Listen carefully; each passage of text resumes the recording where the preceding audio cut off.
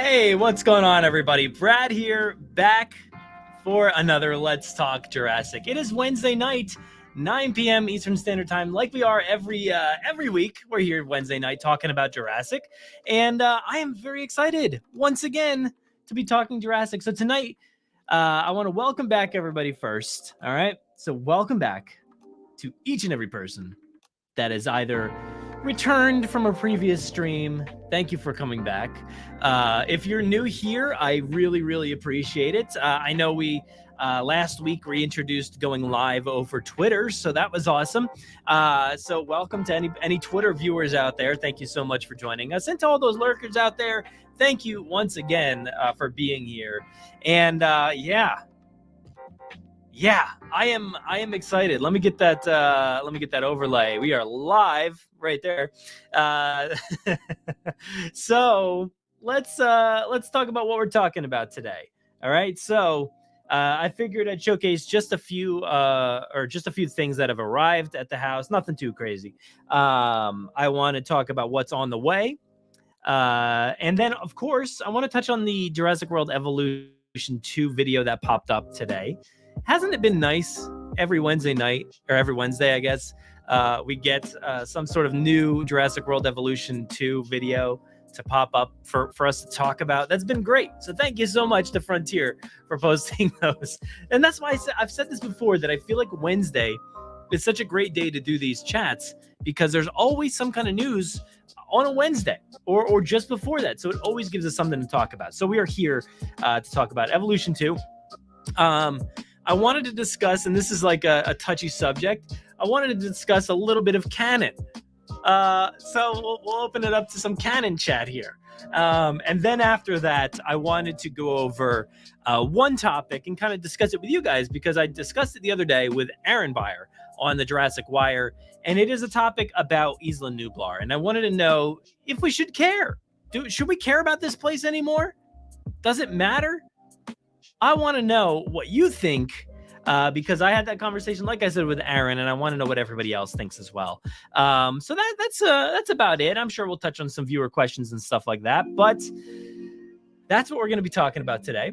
Of course, this week, like I just mentioned, on the podcast itself. So please go download the show. You can find that anywhere podcasts are found. And let me bring that up here. Oh, where did I put it? It's right here. All right. So this is JurassicParkPodcast.com. Listen to our this week. It's the Jurassic Wire. This is the one I feel like everybody waits for. The Wire. It's one of our biggest segments, one of our biggest episodes every month. And this one is no different. So we talked about a little bit about Dominion, some thoughts and theories. We talked about what if scenarios for Dominion and other movies in the Jurassic franchise. I think we did that here on the live stream. We kind of introduced the whole what if scenarios. And then we discussed Primal Ops and some other mobile gaming, things for Jurassic. We discussed the Amber Collection and basically like what is its legacy right now, and where will it be when all is said and done. And of course, like I just said, we talked about, should we care about Isla Nublar? So that was a fun topic. But please go listen to the show. It's over 3 hours long, 3 hours and 11 minutes long. So you got to just be careful, because apparently some people have been telling me that like on their podcast players, it's only showing up as like a 19-minute episode, which I don't know what that's about. So if you see it show up as a 19-minute episode on Spotify or Apple Podcasts or even Overcast, just maybe delete it. Just delete it and then re-download it. That's fine. Or go to our website. It looks like it's working there. And I did test out all of the apps on my end, and they were all working fine. They all showed, except for Spotify. But that Spotify is like, it almost never has the right time on those episodes. So I don't know what's going on with Spotify. I feel like they mess it up every time. Sorry, Spotify. But it's right there. We got some video. Hey, look, there's me talking and the toy hunt and all that stuff. But please go check out that article. That was a really fun episode to do. I always love doing The Wire. It's so much fun. But yeah, please check out the toy hunt that I posted yesterday. Posted another toy hunt over on YouTube. And every day this week, you'll get to hear myself and Aaron talking together. You'll get to see us. So if you want, the companion piece to The Wire, you actually get to see us physically talking about these things. You don't just get to hear it. So, that was it. No articles or anything else this week, just this post here. But I want to go back to the chat room. I know there's a lot of chats here. Please be sure to share this around. Get the stream out there to everybody. I, of course, as you know, I forgot to share it around because I've been too busy getting everything set up. But unfortunately, Jurassic Souls and Siaka does not look like Colin has DM'd me. So it does not look like he's going to be joining. Colin, where are you? Missing out. Where's the conversation? Are we talking or no? You're not gonna message me after that. So that's cool. Still, DMs are open, Colin. All right, but I don't know what I'm doing. I'm like just looking at my phone, barely even paying attention. But I meant to go. Oh, here it is. Oh, yeah, let's just share this one because it's like literally on Twitter. That's cool. Anyway, I want to go through the chat, see who's here. We do have Jurassic Souls. What's going on? Yo, Erased Gaming. Isla Sorna Communications. Dodgson 93. Spencer's here. Hey, let's see what else we got. Lewis. How are you, everyone?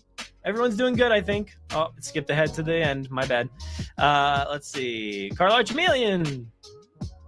Am I saying that right? I still don't know after all this time. Jurassic Animations 09. Jurassic Fan. What's going on? Shane White. Hey. Grim the Baryonyx. Hello. Hello there. I'm Grim the Baryonyx. And I talk like this. I don't know what's going on tonight. Already off the rails. My bad. Benny. What's going on?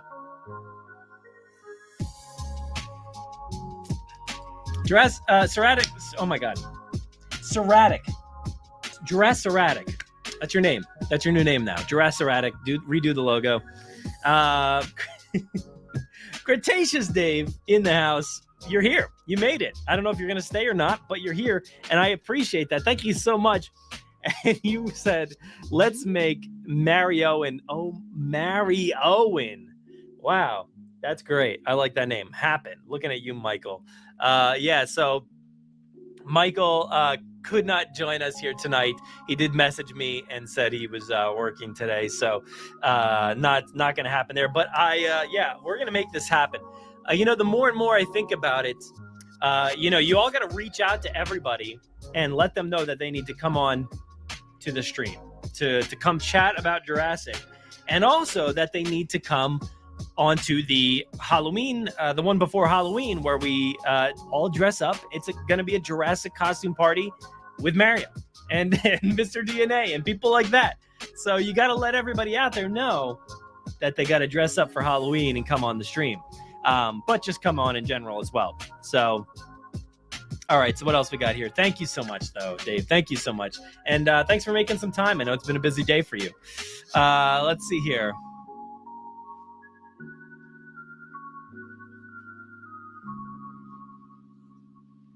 Scrolling through. Oh my gosh. Jack Blauser.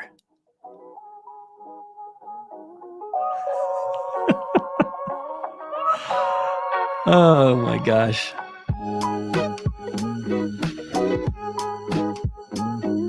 Wow. This is where we are. Hey, it's me. I'm here. I'm doing good. How you doing?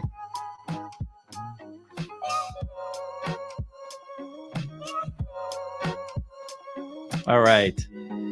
Venom 2 tomorrow. Excited about that. I don't have any tickets to see it, but I'd like to see it at some point. But I don't know if I'm gonna get the chance. Jurassic Souls. Thank you so much, as always. And you are more than welcome to join us anytime. It says if some more of the Mattel toys had a Kenner paint job like the Gallimimus, which Kenner paint schemes would you like to see return? Okay, that's cool. I would like to see the Spinosaur return. The other day, I actually, I think I think Ted Brothers did it recently, where he painted or no, I don't think it was Ted Brothers. I think it was somebody else. I think I thought it was Ted, but I think it was somebody else actually repainted the. Let me see if it's got to be on here somewhere. Yeah, here it is. So this is from the Toy Spot 84 on Instagram. Yeah. Oh man, this is so good. Let me see if I can bring this up for you guys. Just bear with me for a second. I'm gonna bring this up because I think that Spinosaur from the Lost World is great. Let's see. The Toy Spot 84 Instagram.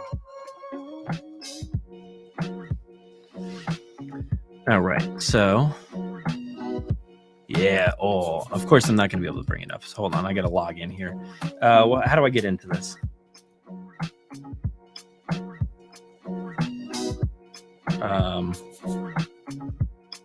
Of course, I don't know what my password is. That's not it. Nope. Nope.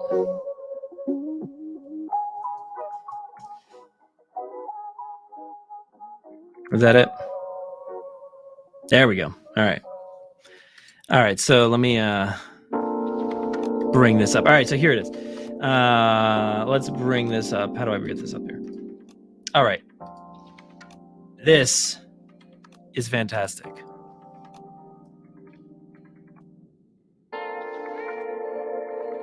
Actually, it says shout out to Jurassic Compound for the inspiration. So shout out to Ted there for the inspiration. But look at that. Look how good that looks. Oh my gosh. Oh no.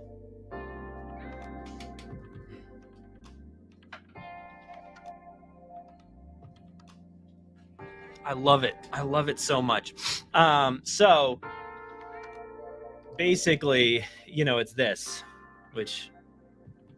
Spinosaur, which is like such a tiny little baby Spinosaur, but like I love it. Super cool. And the paint scheme on that one looks fantastic. I mean, man, it's so good. I don't know what it is, but like, man, I dig this paint job. It's so good. So good. There's not a ton that are like painted like this one. Something like the Cryolophosaurus, that bluish one with like the red and the white, that's kind of like on par with something like this. I feel like there's not a ton though. But this is such a cool one. This is one that I always love. Does this make any noise? No. Oh, but the mouth stays.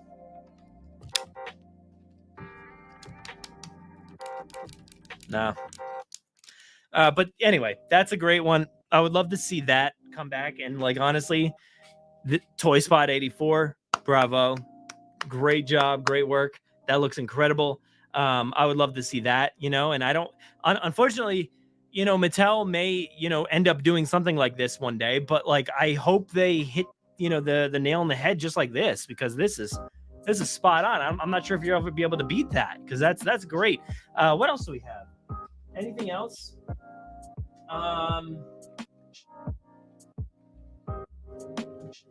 Nothing really off the top of my head. I really dig, which I don't even know where it's back there somewhere. I think it like fell over. But we've had some that are kind of like it, but the Screaming Raptor from Jurassic Park, like that one was really cool. I really dug that raptor. We've had a few paint jobs that are similar, but not exactly like that.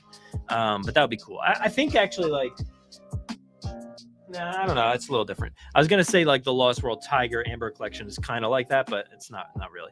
But anyway, this one is probably like the number one for me. So there you go. But yeah, do you have any? Does anybody else have any? Because I want to know if there's any cool ones. I know there's cool ones out there that I'm missing, like Demon Carnotaur, stuff like that. I know we don't have anything. Do we have anything that's similar to the Demon? There might be some that are like the small ones or so, but that's a cool one I'd like to see as well. But anyway.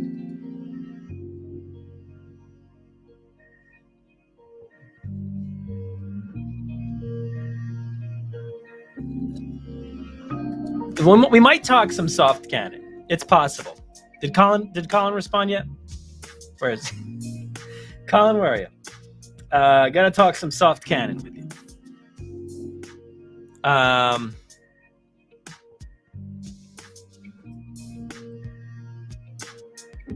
right, let's see what else we got before we get into the topics here.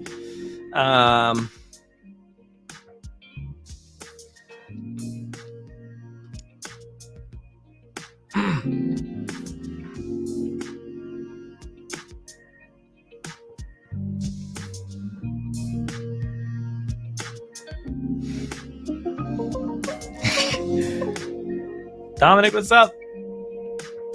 We got Caleb here. What's going on? Here for the British Baryonyx. Hello, it's me, Grim the Baryonyx. Hello. Hello. We need a Limbo Baryonyx. Where would Limbo be from?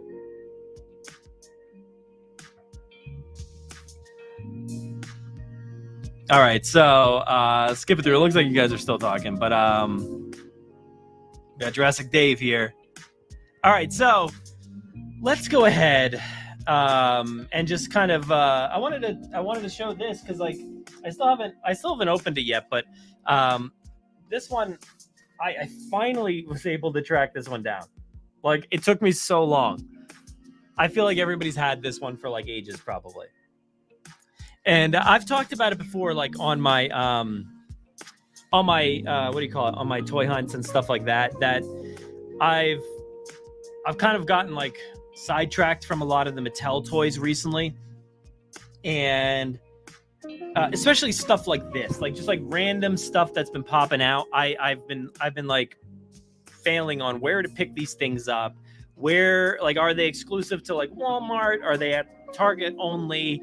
Are they at both? Or is something pre-ordered on Amazon? Or is it on Target? Or is it somewhere? Like I've been so lost recently on like where everything is that I've like fallen behind. And I was talking with some people, and I think Jurassic Dave was in there too. And I'm like, I like something like what do you call it? Bumpy and Ben, like that little set. I'm like, I totally forgot to even like pre-order that anywhere or whatever. So I literally was like, oh, let me just go find it now. So I did pre-order that just like today, this afternoon. But there's so many things like that I'm like, I totally forgot about that. At the same time, I'm seeing people get like the baby brachiosaur, and I'm like, again, I was like, that was another one where I was like so thrilled about that baby brachiosaur, but then I like never figured it out. I just never thought about where to get this thing. So so I ended up finding a spot, and I ordered that. So it'll be here like next week or so. And as well as a Zunoceratops. So I got 2 brachiosaurs and Zunoceratops coming probably sometime next week. But this thing's cool. My Walmart, which you'll see in a toy hunt video, probably maybe next week or so, had like only this toy. And there were so many. There were so many of them. I couldn't believe it. You know, I see shots, people are taking pictures from the store, and they're finding everything out there. Like it just so much stuff at Walmart, and their Targets are looking great. And then I go and I'm like, I don't really, there's nothing here. Like literally only Misiacosaurus.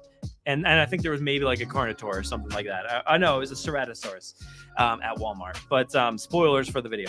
But yeah, I feel like I've been falling behind. So I've basically been relying on like just showing up to Target and seeing what's there. I took a one detour over to Walmart one day and luckily found this Misiacosaurus, but I'm digging it. I know a lot of people were not into this one because it's unique. It's strange. It's definitely a strange one, but I love it. I think it's cool. It's an oddball, but I'm down for it. You know, I mean, like, look at this. Like, I just held up this thing, right? This thing is so strange, and it's such a strange creation, but I dig it. It's awesome. So I feel like it's okay to have some strange stuff from time to time. I don't know if anybody cares about this, but these have been like slowly trickling in Black Series. There's been like graphic novels and just like Legends characters. I think that's what this is, right? Yeah, it's just like some sort of Legends thing, but it's Heir to the Empire, right? So it's like it's a Luke, and it comes in these amazing boxes, and like with like cool artwork and a story about where the character, where you can find like whatever this thing is. Dude, I don't even know. I've never read Heir to the Empire, and I've also I don't know if you can see it. No, you probably can't. Up there, but there's like that like bunny rabbit looking dude that's like right there, and I'm like, his name is Jackson. I don't even know. He's from like comics, but he looked awesome, and I'm like, I need that. So the same thing with this. I'm like, I know Luke. We obviously know who Luke is, but I'm like, I don't know what that little scarf ferret is, but I want it. It looks pretty cool. So I'm digging these boxes that they're coming out with. It looks like Thrawn's on there. I didn't even realize that. So that's cool. But I have not read this book, and I know it's a shame. But what are you gonna do? But I still have like one or two more of these boxes coming. But these are pretty sick. I don't know if anybody collects Star Wars stuff. This is like not something that I'm like, all right, let's just rip it open and throw it out. I actually kept my Jackson box somewhere. I don't know where. Oh, it's right there. It's in my cabinet with other Star Wars boxes. I don't really keep boxes all that much. Are you guys collectors that keep boxes or keep things in boxes? Because I don't usually do that. But yeah. Oh, this box. Oh, it's open. Look at that. Oh, it's got tape on it. But yeah, so I am excited though for the toys and stuff that's been coming out, of late. And I do have a few things that are on the way. I know my 2 Ray Arnolds shipped from Mattel. So I have those on the way. Don't need them. Don't know what I'm going to do with them. Don't know why I got them. So that's cool. Two of those on the way. And I have the Apatosaur is on the way. I mentioned the Brachiosaurs, and the Zunoceratops is on the way. I think, down the road, Muldoon's coming in, and a few other things. But I'm excited. It's been fun. I've been collecting a few things recently. But yeah, anyway, that's besides the point. I'm excited. I'm excited for the toys, but I've been kind of like pacing myself with them recently. But yeah, see, I know Dave's on the same page here. Yeah, it's hard to keep up, right? When it's just so much. So much. Vanessa's here. What's going on?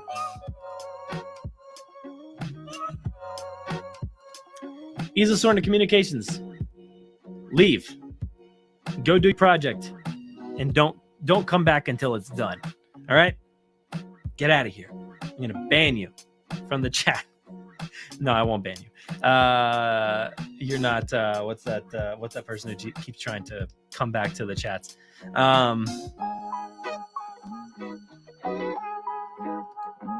Oh, Benny, we know, and we're gonna talk about it later. It's on the schedule. I literally have the tweet ready to go. And Dave also says I keep so many boxes. Man, like I started the whole box thing back around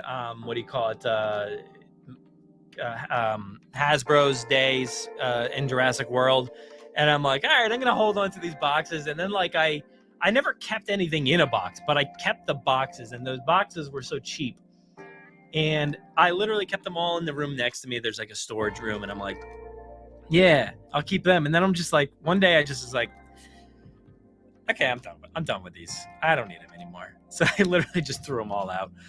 Didn't need that anymore. And I always have these like grand plans and stuff with boxes. Like I have kept, obviously I have all these boxes, like these Mattel boxes, but like I did keep 2 Brachiosaur boxes, the big tall Brachiosaurs. And I kept 2 because I want to be able to see both sides. Oh, it's so dumb. It's just so dumb. Why do we do these things? I wanted to be able to see both sides of the art, because they're different on both sides. So it's a thing. And I got these Ghostbuster guys here, kept them. And actually I've kept all the boxes for the NECA Back to the Future figures. I've gotten like, what do I have? Like 1, 2, 3, 4, 5, 6, 7. Yeah, I have like 7 of those guys, and I kept all the boxes. I put 3 up on the wall over there. I've got 2 behind me here. I've got 2 over there. So yeah, it's those are ones that I've definitely kept around because they're cool. They're kind of like this, where they have some value to it, some heft to it, and it's like a opening up a book and some great artwork and stuff. So you really have to have like a good box. I held on to 3 Plasma Series Ghostbusters ones. There's nothing in them. There's nothing in any of these boxes that I'm mentioning. They're all empty. I kept 3 Plasma Series ones. Don't know why. I think just because the artwork on the sides. And then I kept Black Series Star Wars Rebels, because when you put them all together on the side, it's really cool mural. So I kept all of those. And yeah, I don't know, not much else though. A few Star Wars ones, like Ahsoka ones, I kept in a box. I got 3 Back to the Future ones. Some more Ghostbusters over there. I actually have an ET figure in the box from like 1987 or something. Whenever that, I don't know when that toy came out. Maybe probably earlier than that, because it was early, right? ET.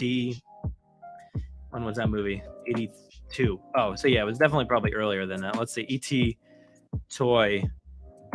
Oh my gosh, I don't even know. But yeah, it still lights up inside the box. And I don't understand. Like, I gotta get this thing. Hold on a second. I'm gonna mess up my whole shelf just to get this toy. Like, look at how cool this is. All right, where's the string? Where are you guys? So this. Look at this. What does it say on here? It says.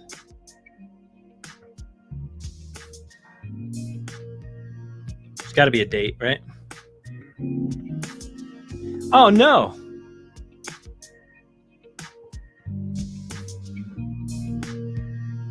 Wait a second. My mind's just been blown. This says 2001.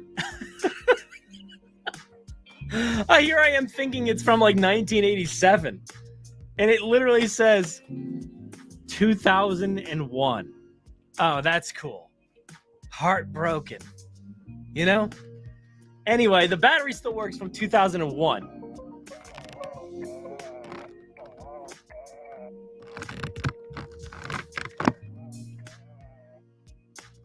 Don't know what he's saying. But his chest lights up. It's pretty cool. So yeah, this is still in a box. I like it. What is this from 2001 for?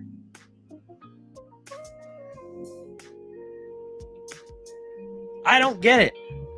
Exclusively from Toys R Us. No, it's a 20th anniversary, maybe? That doesn't make any sense. It said 2008. Maybe. It says et20.com. Anyway, still, yeah, it's 20, it's old. But anyway, there goes that. I was like, oh, super hyped to have this like super old ET toy, and to find out, no, it's from the 20th anniversary. So that's cool. I don't even know why we have that. But yeah, definitely toss. That thing is like dusty. Hold on. Do I have any hand sanitizer down here? No. Anyway, go ahead and toss those old, Hasbro ones. Yeah, they gotta go. You still have your box for the Bull T-Rex. Awesome. In my mind, I can't even think about what that looks like.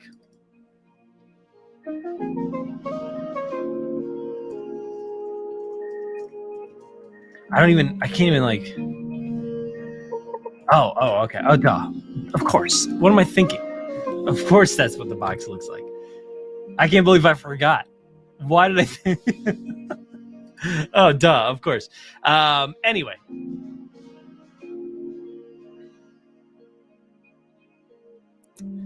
Dominic says, what's the best way to comment and ask questions? Doesn't matter if it's on Facebook, YouTube, etc. No, it doesn't matter.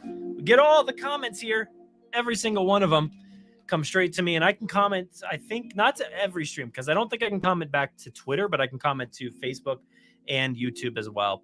But yeah, ask away, and it has like a little icon as far as where you are asking questions from, so I can see, and it says it right there, Facebook. Got an F for Facebook. And Cretaceous Dave here, look, from YouTube, says, I have a kid. I can't keep a toy in a box unless I lock it in a secret room. Yeah, that's a hard conversation to have. You know, I've tried to talk about it with my kid, and I'm just like, I've tried to have like a conversation about a collection and versus like toys that you just play with. So he knows the difference between, you know, the things that are on these shelves are part of the collection. And I think he's understood it a bit. And he like has a shelf in his room now where he has his collection, where it's like things that he won't play with. They're just on his shelf all the time. And he's so proud of that. He's so proud of having his collection.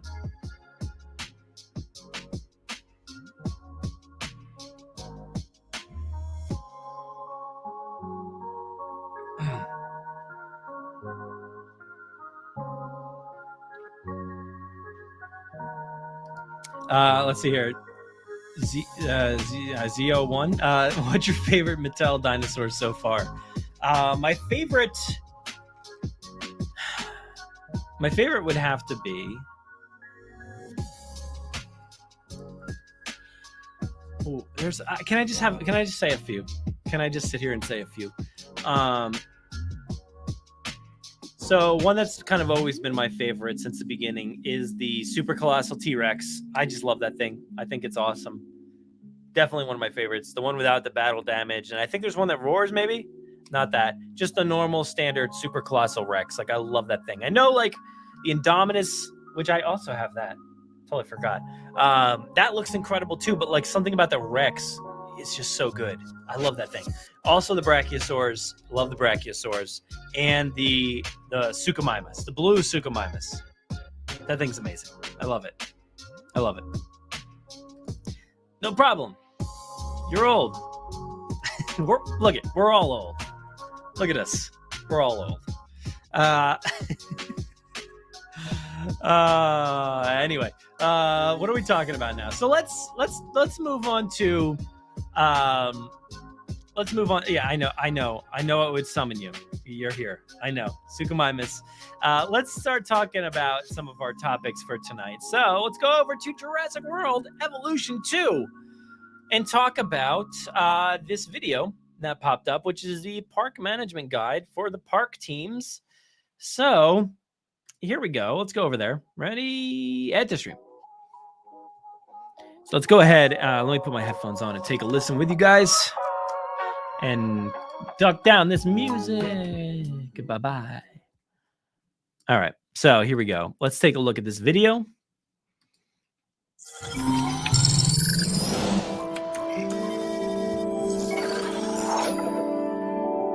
As you start building your park, you will need specialist teams to assist you. Look, I gotta say, this voice, whoever's doing this voice is fantastic. Great. The park teams. It sounds like a true, like, the voice you are hearing is Richard Kiley. And I know I cannot, that's like, I can't do it.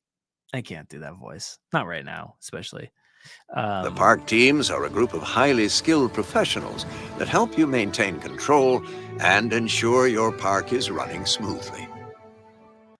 This is so beautiful. Like, I know that so far in this video, there's not a lot of differences, but I mean, you can tell there's a lot of stuff. And I think Mr. Tom Jurassic said, "Oh, look at all those nice new buildings." So that's cool. But let's go ahead. Smoothly. They are comprised of rangers, capture team, and the MVU teams, who all have specific roles to play. Beautiful. Rangers observe and maintain dinosaur enclosures utilizing the new ranger posts. They can be assigned to patrol automatically and keep a close eye on the welfare of your animals. The mobile veterinary unit is a new... Oh, I love it. It looks so good. That's cool. You know, something about this game, I don't know if it's just this time around. I know it was fairly relaxing the first time around, like part 1, but there was a lot of chaos and stuff in that game where you couldn't really, like, you know, sit back too long. You kind of had to stay on your toes. So far with all the imagery and all the videos, I've been so relaxed with this one. I don't know if that's going to translate to the game, but I kind of would love to feel relaxed while playing this. You know how kind of like when you turn on like The Sims or something and you're just like, you know, this is nice and peaceful. This is good. Or like Minecraft, you're like, this is great. It got some nice music in the back. You know, the nice music piping through as that's not the nice music that they have, but you know, some nice music piping through as I'm, you know, cutting through some earth in Minecraft. I hope that this game is relaxing because that's what these videos are giving me. A lot of new vibes. Addition to the park teams. The MVU is a field-based team tasked to treat dinosaurs with injuries or diseases. The capture team can be deployed at a moment's notice to tranquilize any dinosaur that has escaped its enclosure. These teams are essential to any park. With them on your side, what? Oh, that looks great. I like that Mosasaur Lagoon. These dinosaurs are impressive. And look at you as I don't even know what I'm trying to say here. Look at this helicopter as it pulls the dinosaur away from the park and hands it off to some poachers. What could possibly go wrong? What could possibly go wrong? Here at Jurassic World. Coming November 9th. Pre-order now. I feel like that guy should definitely they should do a new audiobook. And he's the guy. Like, that's great. Specific roles to play. Specific roles to play. Anyway, any thoughts on Jurassic World Evolution 2's park management guide? It looks great. I think they mentioned something in here about you can set your vehicles off to go automatically. Capture team and the MVU team, who all have specific roles to play. Rangers observe and maintain dinosaur enclosures utilizing the new ranger posts. They can be assigned to patrol automatically and keep a close eye on the welfare of your animals. So that's interesting. Like a little ranger post, you see a tire. It's got some camo netting to hide this post apparently. And it's just right in the middle of the enclosure. It is right in the middle of the enclosure. So it's probably going to get knocked down by your dinosaur. Welcome, foolish mortals, to Jurassic World. I don't know. Anyway, what is happening? Anything that you guys are digging about this game so far? Let's go back up a little bit. Hey, we're on top of it. We know what's going on here. The heartbeat of the community.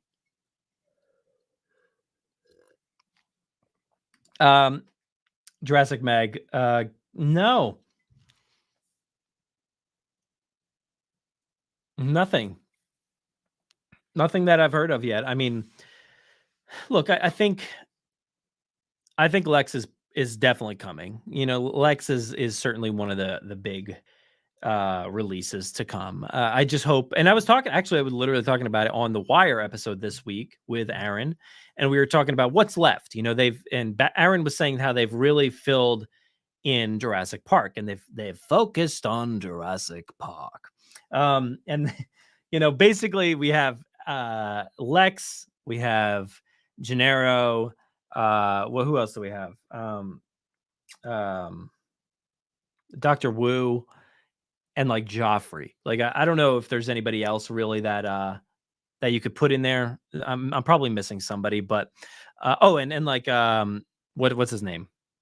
Jerry Harding. Like you could put Jerry Harding, and I would like a few like pink shirts, just a few pink shirts with some hats. I think that would be great. That would be so great. Imagine that, like, that would be fantastic. Just to throw them in the driver's seats of all your vehicles. Like that, you could just sell. I feel like you'd sell a lot of those. I really think they would. Um, but yeah, there's like a handful of things that we really need from the Jurassic Park end. So I think Lex is on the move, you know.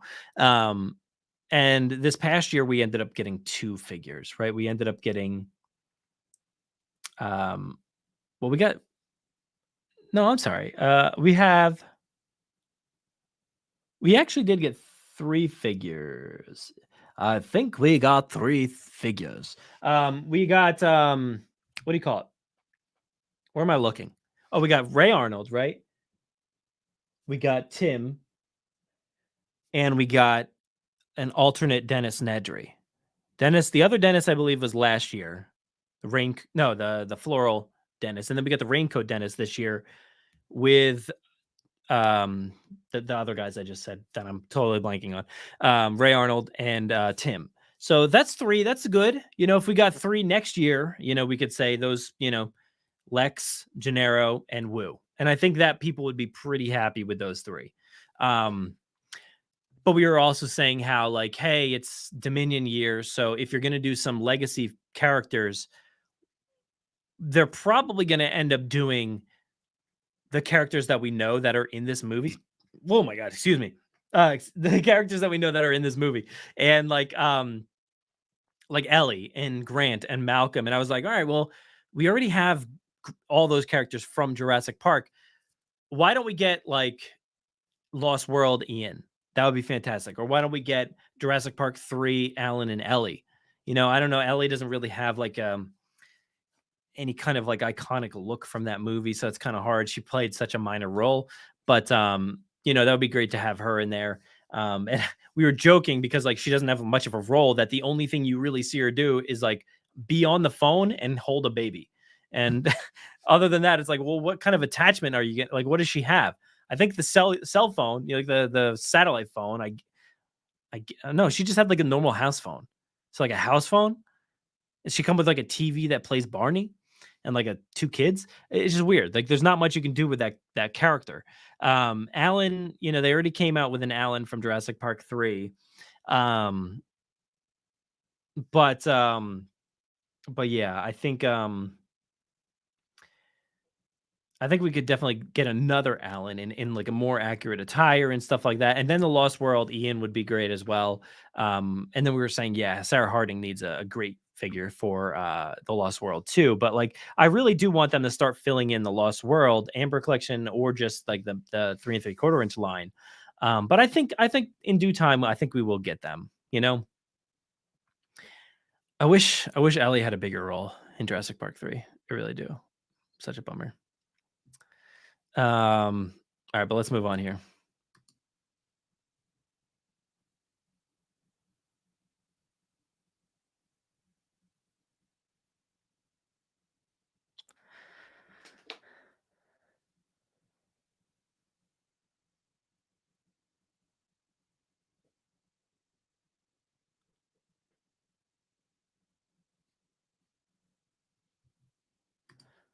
I have no idea who is in this voiceover. You heard that there's possibly a new dino shown in the video. In this video? I mean, maybe. I don't even know. Um, just showed up and Brad is doing impressions. Nice. Yeah. I mean, what could possibly go wrong? Oh.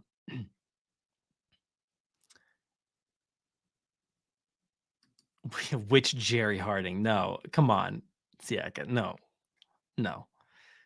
The only Jerry Harding, the green shirt Jerry Harding from the movie. Um, that's all I want. Not the game.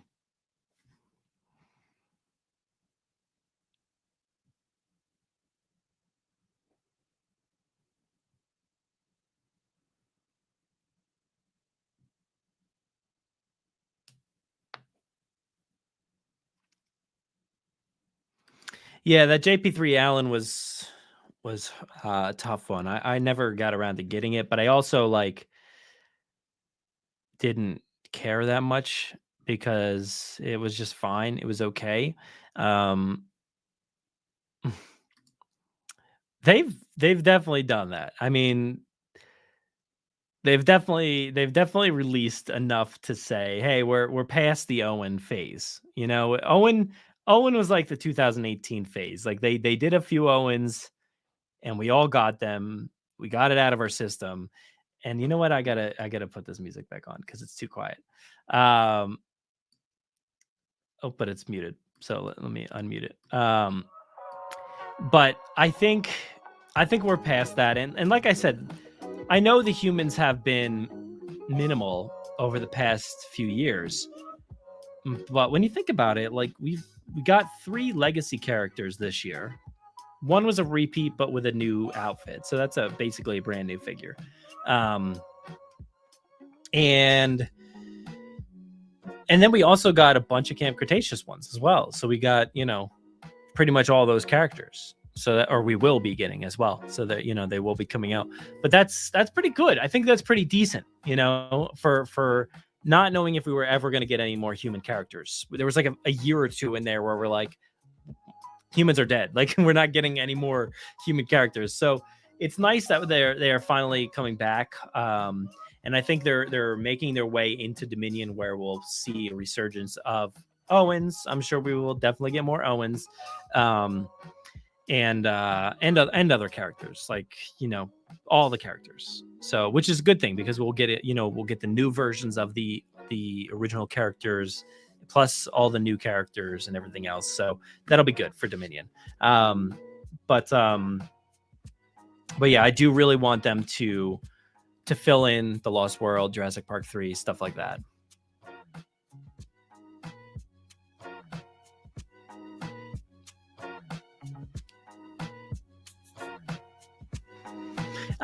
Let's see here. So do you think that they will totally change the game when Dominion comes out? What do you mean? What's going to change what game? Who's changing games? What game? What game we changing? Are they changing? Who are they? Who are they? And what game is it? What game? And who's changing it? When is it? I know when. We know when Dominion, when that comes out, a game is going to be changed by some people. Who? What game? We don't know.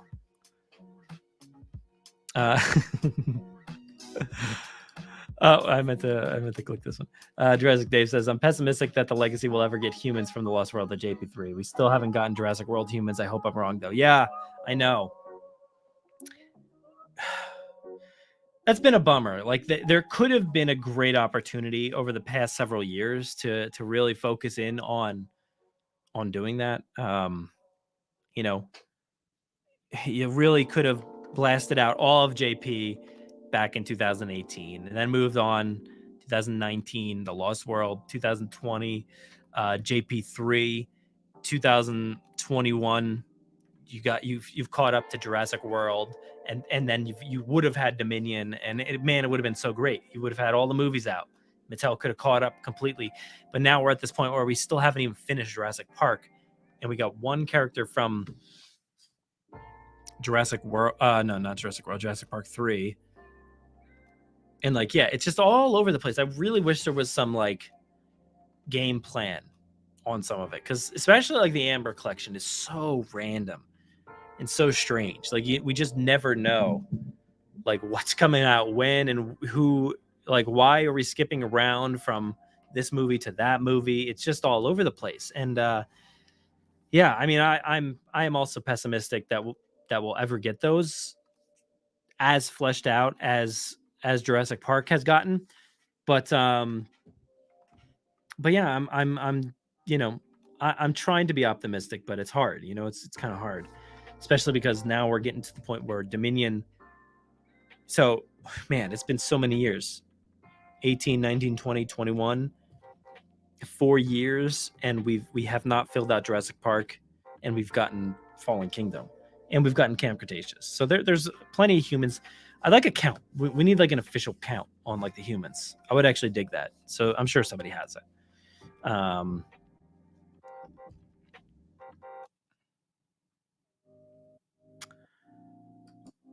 Okay, so yeah, you're going back to this game, right? You're excited for it and hoping that the electrical is handled a little differently. I found that confusing. Yeah, right. I mean, that was definitely one of my biggest issues with the game was the fact that you had man, that was I'm thinking back to that. Like that was such a bummer, right? To have I gotta like sit back a little bit. My back is hurting. Um, to have all of the stuff that you have for your park, and then you have to rely on these electric buildings or whatever they were I forget what they're called, but like the electricity buildings, the power stations or whatever. You had to have separate buildings because you would never have enough power. And I also was very confused at the allotment of the power. I never really knew what was going on. Sometimes I would look at the allotment and be like, well, is this already allotted or is it not allotted? I don't know what we're talking about anymore. I have no idea like what I'm looking at. And so I would be so confused that I would just add another station and just run some different lines and then hope it worked out. And I don't, yeah, I mean, I'm sure there were people out there, plenty of people that actually knew what was going on, but like I had no idea. And I played through the whole game and I beat the game, but like I still didn't understand the electricity on that island. And it was just so ugly, like to have all of these cables running around. I mean, it's just like a park like Jurassic World should be more efficient than that. I mean, I don't remember watching that movie and just seeing power cables everywhere like that. So that blew my mind that was the first iteration of this game was like these ugly wires everywhere. Like I felt like there had to be a better way. Like, wouldn't they have invested in underground wiring? And why couldn't they have just done that from the start instead of above ground? Like, I don't understand why they implemented above ground wiring. So that was very strange. But overall, I hope it's better than last time. And I think let's see here. If you take a look here, like and I'm sorry, I don't even have it up there. But if I go like this and take a look at the park, I don't really see any. I don't see any. Oh no, I do. Yeah, there's some wiring out here.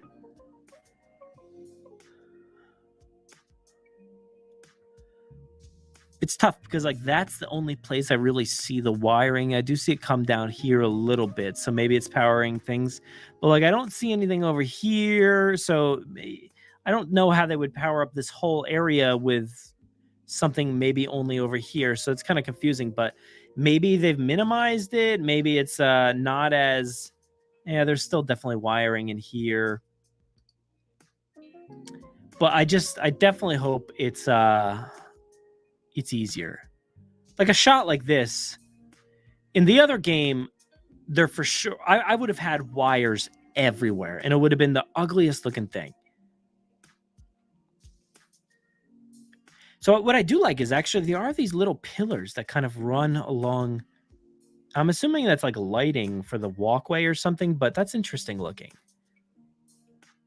Could that be some sort of in-park wiring system? Maybe you have to run the other wires around the outskirts and you can run these through the park or something. I don't know. It could just be a lighting. Who knows? A lighting system. Again, I have not watched any walkthroughs or gameplays or anything like that, so I don't really know the ins and outs of this game yet. But it does, at least through this, I don't know, this doesn't say alpha in-game footage. A lot of the other stuff did. But I don't see a ton of wiring, which does make me happy there. So good point to bring up for sure. So yeah, thanks for talking about that. Now, oh man, I skipped all over the place.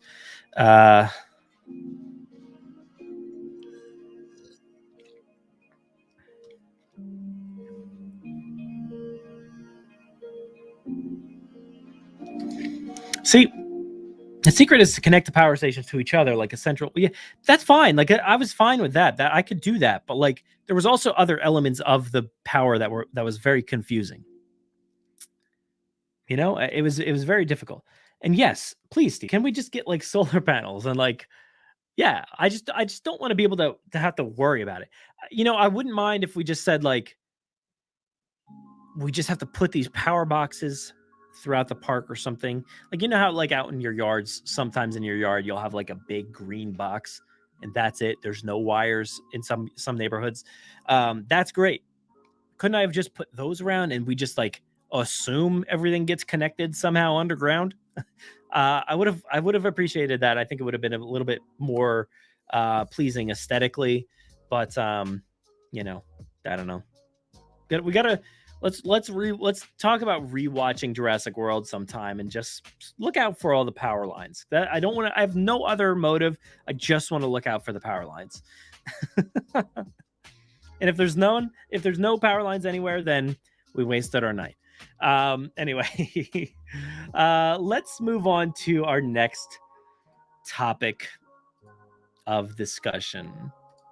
So I don't know. I don't really have a ton that I want to say about this, but I'm sure once we start talking about canon, we will get into it. So if anybody has any thoughts on the canon of Jurassic, let me know. What are you thinking? I'm sure you all know my thoughts. I've talked about it time and time again here on the show, on the live show, and then I've talked about it a lot on the main show as well, the podcast. But the canon, it's something over the years that I've been very I've tried to connect all the dots, and I've really wanted this franchise to be like Star Wars in a way where, you know, they essentially back in 2012 they said, hey, let's start over. Outside of the films, nothing else is canon really, except for Clone Wars and stuff. Like there was maybe like one comic or something, I think, but everything else was wiped clean, and you knew what was canon. And now you do know, like, everything that is released is canon from Star Wars. So I kind of always wanted that for Jurassic, and I've really wanted a way to connect all these movies and all of these things and all, you know, but we don't really have a ton anyway. So when stuff started to come out, like, you know, Jurassic World Live Tour, you know, we want that to connect. What else has come out over the years? Camp Cretaceous, you know, you want that to connect. What else do we have? Do we have anything else? Evolution of Claire. You know, we really want all these things to connect and to kind of reference each other and to feel like they matter. Now we have Jurassic World Aftermath. We had part 1 come out. When was that? Like earlier this year or last year or something? Whenever that was. Maybe it was this year, I forget. And now we have part 2 coming out today, or tomorrow. Today in the UK. And so this actually just popped up. So I know, let's see here. Lewis had made a post, right? Saying, can't wait. Jurassic World Aftermath Part 2. Always excited to find out more about Jurassic lore. And King Rexy here said, is it canon? And Coatsink, who, you know, creates this game, said, yes, it is. Yes, it is canon. Jurassic World Aftermath takes place 2 years after the Indominus Rex escape from Jurassic World and before the eruption of Mount Sibo and the events of Jurassic World Fallen Kingdom. So, takes place 2 years after takes place 2 years after the Indominus Rex escape. So this is well after Camp Cretaceous and just before Fallen Kingdom. So it's in the middle there. And, you know, yes, it is. It is canon. So easily stated. So confidently stated. Yes, it is. It is canon. Which is great. I love that they're stating here that it is canon. That is fantastic. Very, very excited to hear, them say that. I don't really, I assumed we were talking about a canonical game, but like I never looked into anybody confirming whether it was or not prior to this. But confirming it for sure, at least we know definitely it is canon, is what they are saying over at CodeSync. And that means a lot because this game showcases other raptors on an island on Nublar that we don't know about outside of the raptor squad. So that's cool. We've got different raptors, and I guess it looks like one of them's in this picture here. Kind of looks like blue, but I don't know. Maybe it is. Maybe it's not. It looks like it could be a version of blue, but I don't really know. Maybe it's just one of the ones from the first game. I'm not sure. But either way, the game did confirm that there's the ability for Blue to recreate, to procreate on her own, which is huge, and that is the type of storytelling that I really appreciate, right? That's the kind of storytelling that I want from a Jurassic property, is something big, stuff that could tie in to the future. We've heard this time and time again, that Camp Cretaceous, it's canon and it fits in, and it's going to connect to Dominion in some form or fashion. And we're all wondering how and when that'll be apparent to us. And I'm just keep my fingers crossed here that it's something that is big and matters, something that could be big like this. Like, imagine if this is the first place in this Aftermath game that we find out that Blue can create on her own. That's amazing. And then it comes to fruition in Dominion, confirming our suspicions from this game that this game matters. That would be brilliant. That would be amazing. I hope so. I'm hard to trust. That's all. I'm just very hard to trust. Yes, it is. They have told us. They've told everybody. They said it is canon. It's not the first time I've heard that. I'm very hesitant, not because of CodeSync, not anything to do with that. Not because I don't trust them. It's more so I just don't trust the system that is put into place for canon, whatever that may be. Because I've literally heard, yes, it is canon, directly to my face when it comes to Jurassic World Live Tour. I had the chance to go to press days, and I had the chance to go down to the Feld entertainment facility down in Florida to actually tour the place where they built the show and where they practiced the show and implemented everything. They directed it and created it, and literally talking to the creators, whether it was in the press day in New York or down in Florida. And they literally told me to my face that, yes, this is canon, with the films. This is it. It's real. And then, that one of those opening days or the big press days that they had for the live tour, I think it was like out in Chicago or something, where they started to have, celebrities or whatever out there. And Colin was there saying that it was soft canon. And it was like a gut punch, to actually, to be so closely tied to confirming canonical elements, and stuff like that with the people who made it, to say, yes, it was canon. And then to have Colin come out of nowhere and be like, no, not canon. Colin, did you respond? Did you DM me yet? Where's my DM? I don't see a DM yet, Colin. That's a shame. Anyway. Yeah, I wish that I could trust these words right here. Now, that's all on me. Maybe you trust them. But it's just hard at this point. It's hard to believe because I don't know. I mean, we barely get confirmation on things. Like, The evolution of Claire is another one that yeah, it's canon, sure, but is it really? And there's things that are not, like the name doesn't jive with the husband of what's her name, what's her name, Carol, no, Claire's sister, whatever her name is.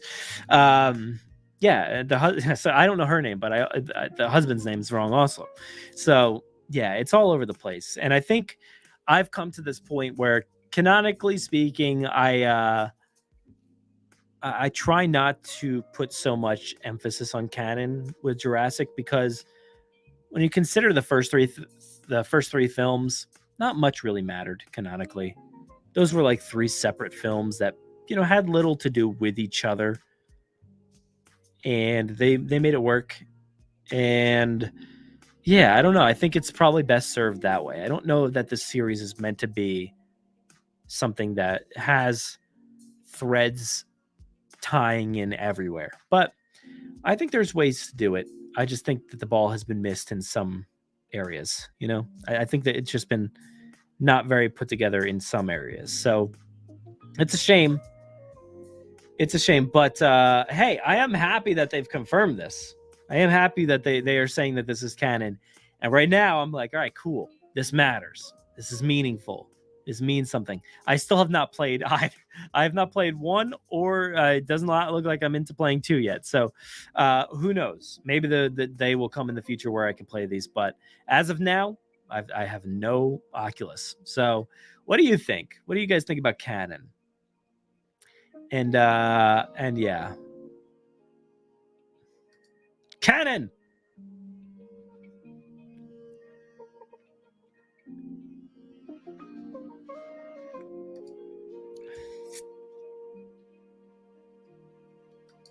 What are you doing? I felt like you guys all got together and you're like, let's mess with them, right? Let's mess with them and just say things that'll be like, yeah, you thought you didn't care about canon until now. Every Jurassic Park video game ever is canon. All of them. Every one of them. I love it. Lego JP is canon. 100%. Yeah, they're all in the multiverse. Everything is in the multiverse. Yeah.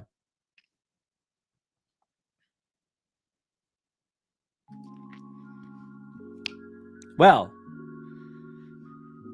I don't want to repeat it. Like I've said it so many times, but the perfect explanation, we repeated it in this week's episode. So go download the Jurassic Park podcast. Listen to the 3-hour episode. In there somewhere, I don't know where we said it, in there somewhere is the perfect setup to bringing back that container and making it matter.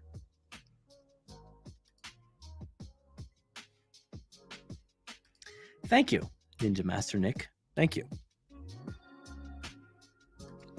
And Lewis says, my concern is, what if they would do the same thing that Colin did with the live tour? It's a shame. Exactly.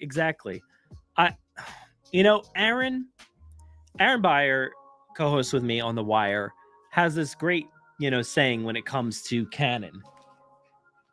It's canon until it's not.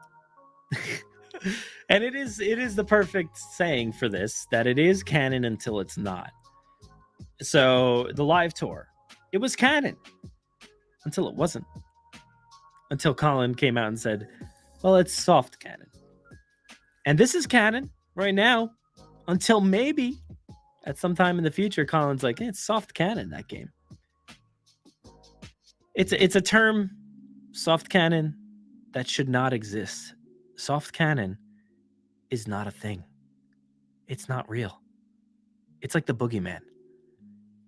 You think it's going to hurt you. It does hurt me. Soft canon, it literally hurts me.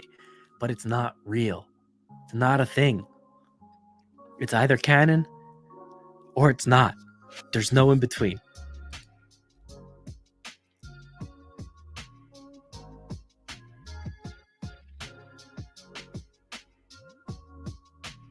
Okay, so Benny is saying that this raptor that was in the screenshot is not blue. It's just a different raptor.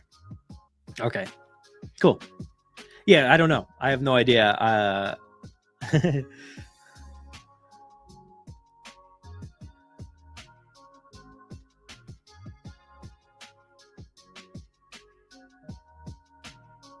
See, this stuff, when you say stuff like this is weird to me. Like, these raptors were kept in NMS Center in secret. Even Hoskins and Owen didn't know about their existence.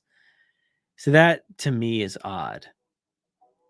Like I don't know. Again, I have not gone through the entire gameplay. I don't know every detail. I've not like listened to each piece of dialogue to know why. But that's weird. That's a weird thing.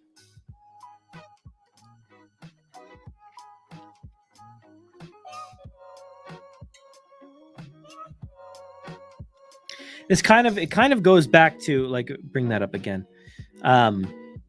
So I had we had a big conversation on the wire one week or 1 month where we were talking about the Scorpius Rex and the rapid growth of the dinosaurs. And then we were talking about the Indominus, and we were talking about Owen and his knowledge of what's going on this island. And Owen is definitely somebody in your mind. This is all headcanon, of course. In my own mind, I'm thinking that Owen is somebody that knows what's going on. He has an eye on everything.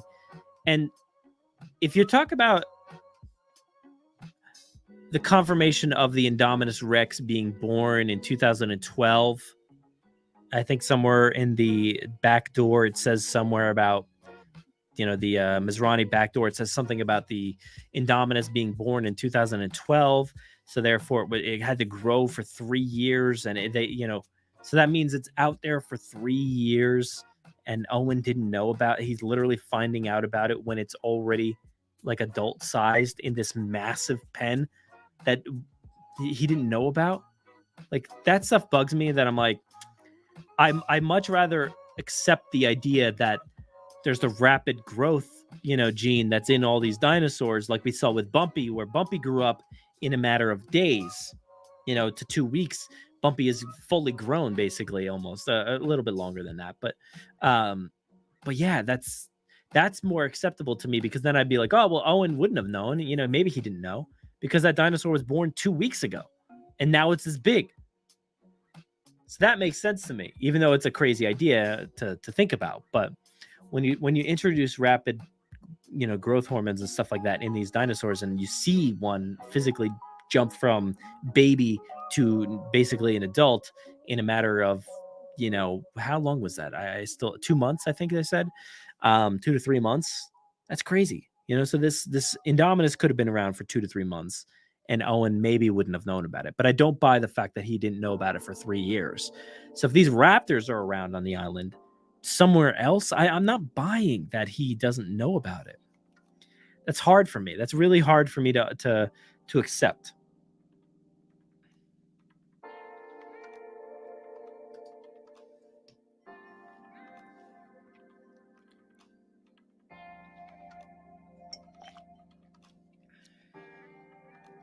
Karen. There we go. Karen. Carol. I was like, Carol? Doesn't sound right. I was so close. I was so close there. Siaka says, I agree wholesale. I want 100% of Aftermath to be canon, but we've heard this stuff before. On top of that, it's a little odd that the fact that there are other raptors on Nublar that have never come up. Yeah, it's an odd one. It's an odd one.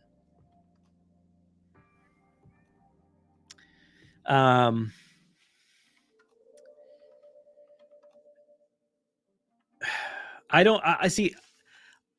I would be okay, like, if these raptors existed and like, and people knew about them, but like we just didn't as viewers. That's okay with me. If like Owen and Claire and all the employees at Jurassic World knew about these raptors. Like, I don't know why these raptors have to be a secret. I mean, that's just crazy to me. What's with the secret? Secrecy. I forgot a word. I just literally forgot what that word was. I'm not sure if you saw that on my face, but I literally forgot what the word secrecy was.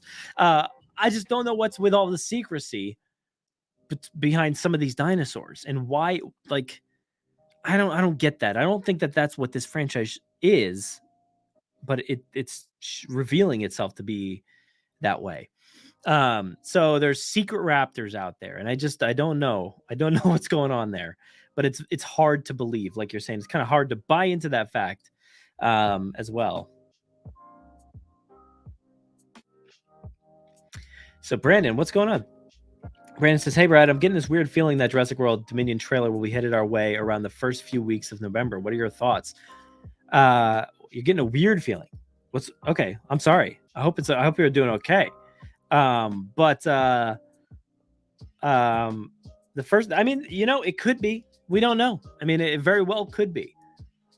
I think a lot of people like to pinpoint somewhere around Thanksgiving, so later on in November, early December, maybe. There's going to be a lot going on, I think, with film and all these different film releases this year and trailers and whatnot. So they got to find the right time.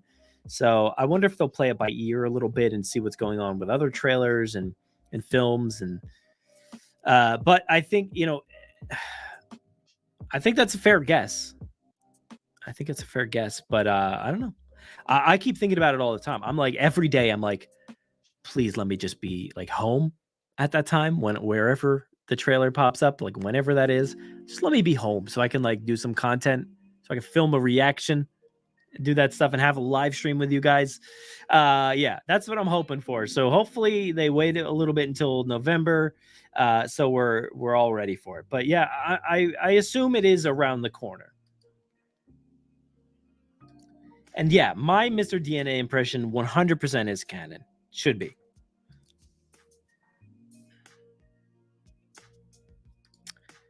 Benny says that's a good thing. My guess is the Raptors in Aftermath are going to die by the end of part 2, so that's why Blue is the last of her kind in Fallen Kingdom. Well, I don't necessarily believe that the last of her kind refers to raptors in general. I think that the strain of raptors that we see here is different than the strain of raptor that Blue is, and I think that Blue, they had to get this iteration right, and they've gone through several iterations of raptor to get to the perfect specimens where they have, Blue, they've got Charlie, Delta, and Echo. Those 4 together, man, do they listen, and they are smart. And I think that's what Mills said that, right? Was it Mills?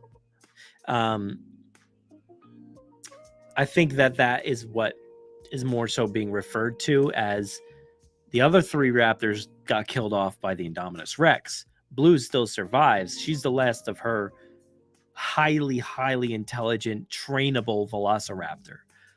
So I don't necessarily think that it gets rid of the idea that other raptors exist, but at least the strain that works the best.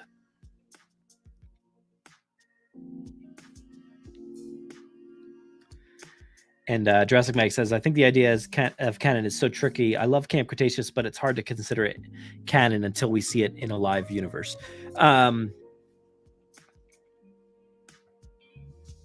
It's hard. I mean, I don't necessarily have that viewpoint because I don't know where you stand with like Star Wars and stuff like that. But I've been a huge proponent of their animated series, whether it's Clone Wars or Rebels.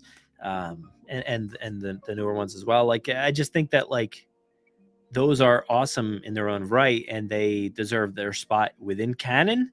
So yes, we have seen those cross over a lot recently, and they had ties to the film universe before. So, that's kind of a little different than what you're saying because they already had those ties. But I do think that like, I think that Camp Cretaceous is good enough on its own, but I know that people have a hard time with like, well, there's, Bumpy's a dinosaur that you can ride, and there's explosions and jumping dinosaurs and, flying vehicles. And like, so there's a few things in the show that certainly make it hard to accept canon, but I'm okay with that. I'm fine with what it is.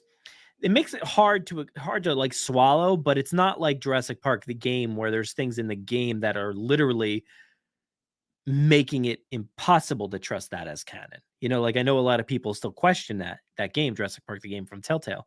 But to me, there's things in that game that are just like, well, you definitely can't accept this as canon because of this and this and this. Just because a dinosaur jumps through the air with fire behind it doesn't mean you can't accept that as canon. We just choose, some people choose not to, in a way.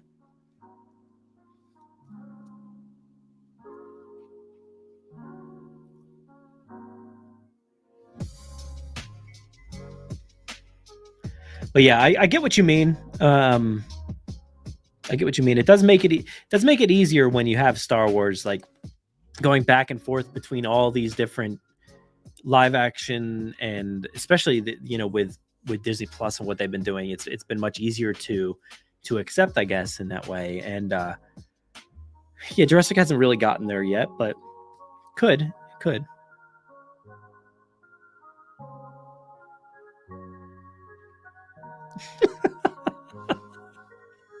Oh. Well, this is not ice cream. It's not ice. Send it back.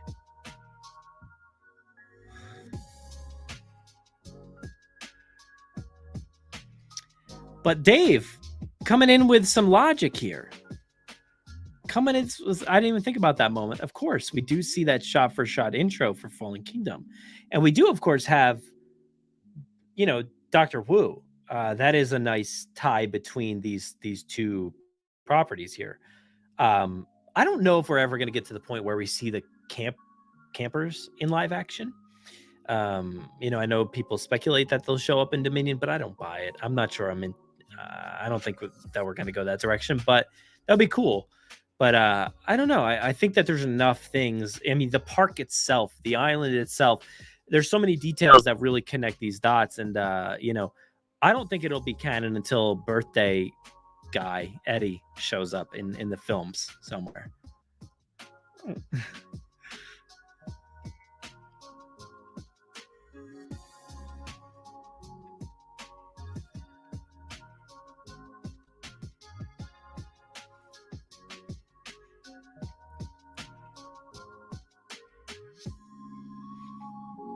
Oh my gosh, I skipped way too far.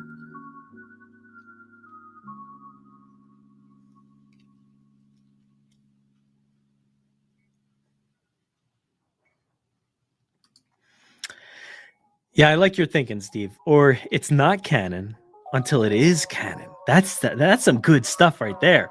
That's honestly, I hoped that about Camp Cretaceous with the live tour. I hoped that that would be the perfect place for the live tour to start mattering. It could have happened. It really could have. I don't know what it is. I don't know if it's certain elements from the live tour that they didn't want to accept, because there are elements that are similar to Aftermath that are in that show, that in the live tour, that maybe they didn't want to duplicate these things. I don't know. But there was so many things in that show, the live tour, that I was like, oh man, you could have the kids come across a facility where they see them training Genie, or trying to test and study Genie, the Troodon. It would have been so amazing to see, but we never got that. So hopefully, maybe fingers crossed for Dominion, but I doubt it. Come on, we got to get Madison Embry in Jurassic World Dominion still somehow. Maybe there's still time. We got to get her in there playing Dr. Kate Walker. That'll be, it's such a killer character. She needs to be a part of this franchise.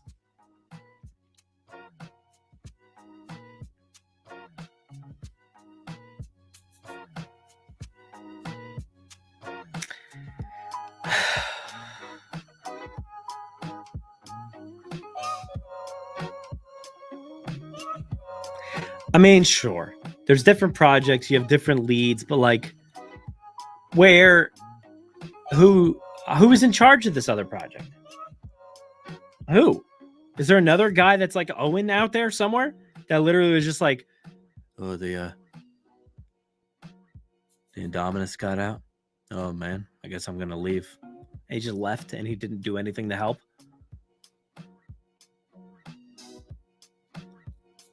I don't know. I feel like sometimes the storytelling that tries to connect dots in this universe backs itself into a corner where you could have easily worked your way out of there, but they didn't. And they just decided, hey, let's not connect all the dots that we could. Let's only connect some and make it very questionable about all the others.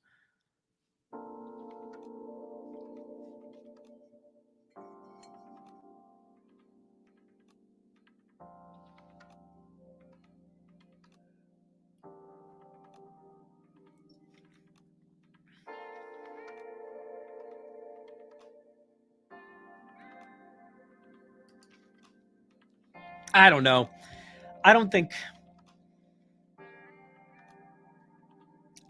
he would have been you went and made a new dinosaur. Like I don't think he would have like made such a big deal about you just went ahead and made a new dinosaur. Like he says that. I don't think he would have been like so shocked when he learned about the Indominus Rex.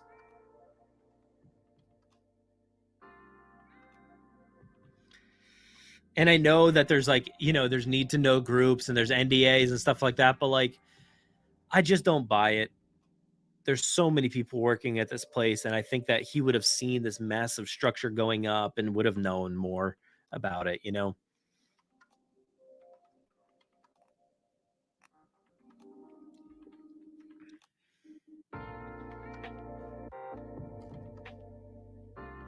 Jay thinks it will be around the Super Bowl. That's fair. I mean, I think we'll probably get something before that. If anything, maybe just a teaser, and then maybe a trailer around the Super Bowl. That's possible.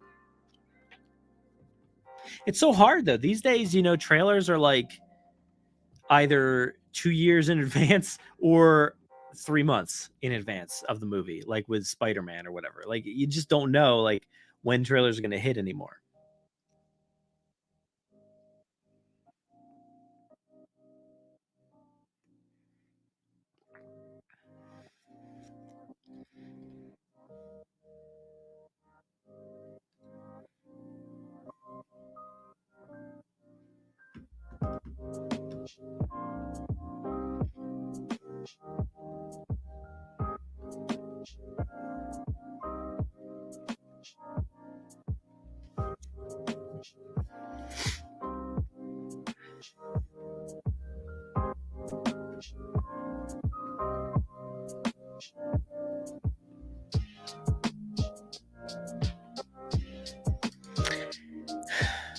I think there's a little bit too much stock put into Ibris. It's like nothing that is ever referenced anywhere outside of like the name pops up everywhere, but like it doesn't like mean anything. There's like no value to it.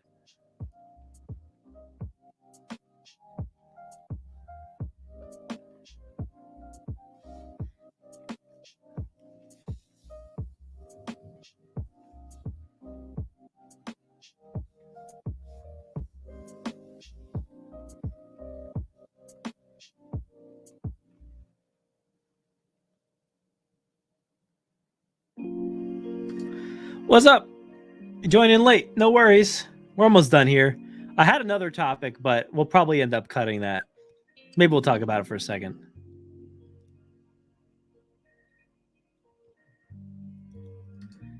Comment quickly. How do I feel about the ride at Universal Beijing? It's awesome. And it's way better than the Justice League ride, trust me. Like it's on par with like what you would see out of like Spider-Man or Transformers in Universal. Justice League is like a way worse version of those rides, but it's okay for Six Flags.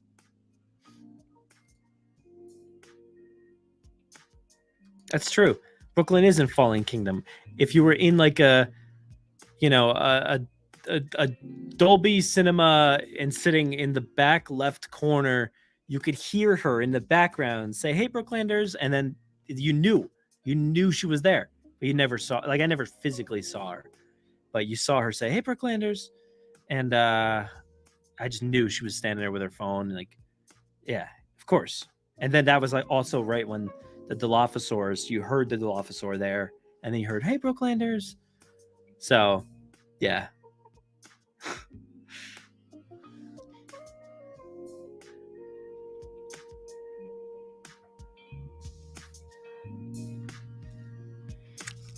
All right, so I know you guys are still commenting like crazy on these raptors. Let's see here.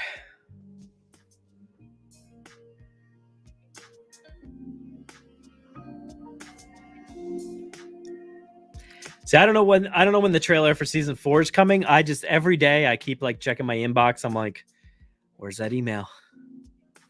Where's that email at? I know it's gonna come sometime.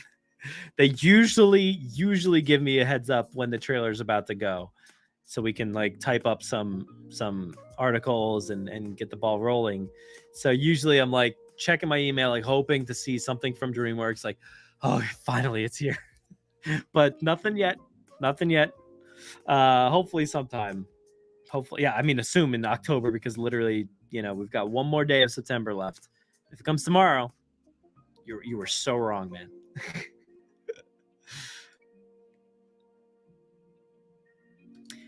Boom! Right there. The problem with a lot of JP Canon is that it's lore and no one ever actually says it on screen.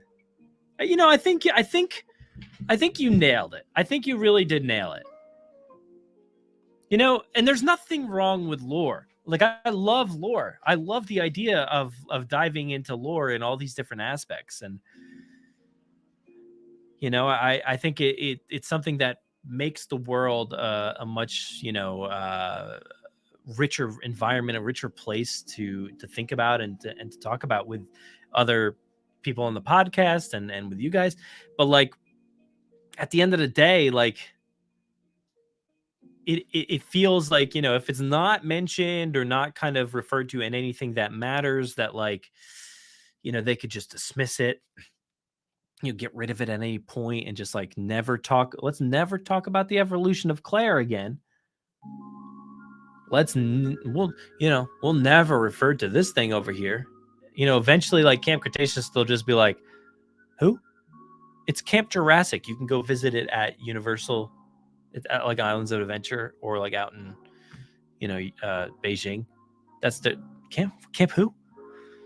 I just feel like, like Aaron's right. It's canon until it isn't.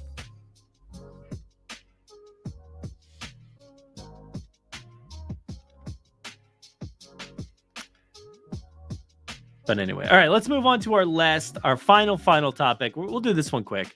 We'll get this one in and out here. But so, Isla Nublar, how long should we care? I wanted to bounce this off of you guys here because it's a conversation that we had on the latest Jurassic Wire. If you have not heard the Jurassic Wire for this month, please go download it. It's over 3 hours long. It's on our podcast feed. You find it on JurassicParkPodcast.com, or you can go Apple Podcasts, Google Podcasts, Spotify, Amazon Music. You can Overcast. You can download it it's on Audible. If you want to listen to the audiobook of these movies and then our podcast, you can do so.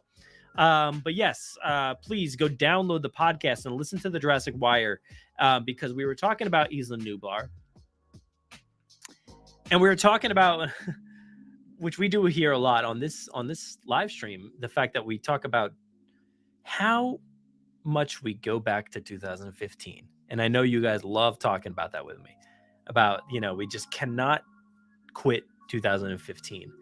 It'll always be with us. It'll never go away. Whether it's a theme park, we're stuck in 2015. Whether it's Camp Cretaceous, we're like stuck in 2015. And the live tour begins in 2015. Like, literally everything that's come out is stuck in 2015. And also just Nublar itself, once we get away from that island, like, how much does it matter anymore? I think, I've kind of talked about the future of the franchise, and if this is the last of like the saga movies, Jurassic World Dominion, it could be the last of the story, the overall story with Nublar, with InGen, with these characters that we know and love. And I think that we could move on to other stories, that are set just in the modern day, in any old town, in somewhere in, in the Midwest, or the Southeast, or you know anywhere, Africa or China or wherever. These movies could be set wherever they want, after Dominion. So I wonder, how long do we all care about the island? Is it something that we ever actually, stop thinking about? Is it anything that we ever stop caring about? And the island, it's a messy place itself, because we talk about canon. There is nothing that we can look at that is a legit map at this day and age, because these movies have messed it all up. They messed up the island, canonically speaking. The island was the Mosasaur Lagoon was in the middle of the island in one movie, and then all of a sudden it's on the bottom right in another movie. And so there's a lot with this island that is very tough to swallow. Now the island is dead. Apparently the volcano destroyed everything. But Aaron brought up a good point that after volcanoes, sometimes life flourishes too. So it's possible that maybe the island resurfaces somewhere.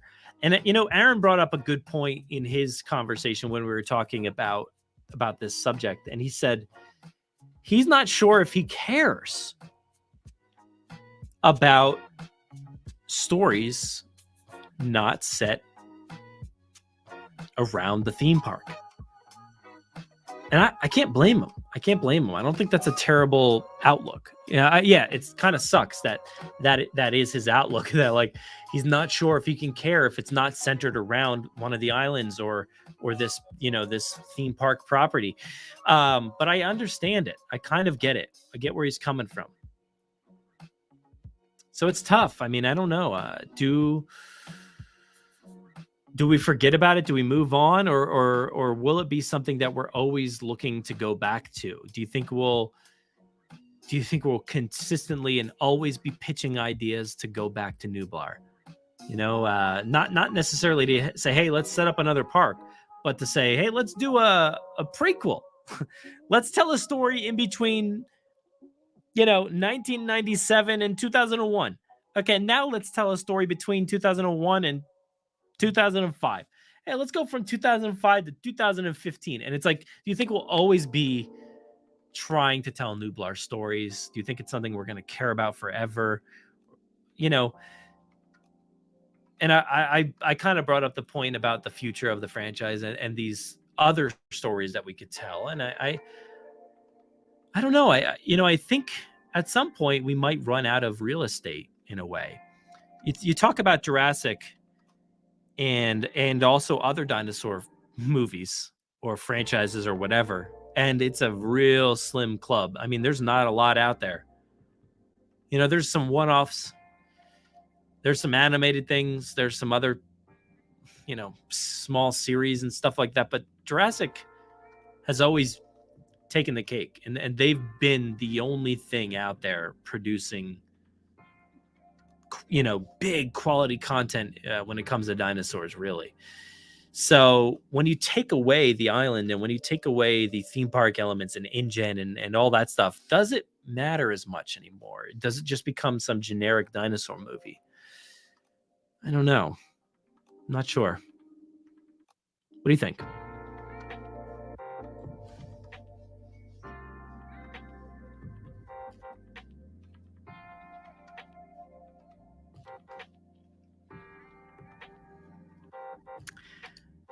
Shane says Spinosaurus is a hybrid animal. It's been implied or confirmed. It's definitely been alluded to that it is a hybrid. It's not confirmed or anything heavily. It's basically that, it's within the DPG website. They've said that there was amalgam testing on some species on that island. And, it's kind of implied that the Spino was part of that program. So Not confirmed, really. It's not explicitly stated, but it's implied. Yeah. Yeah, there we go.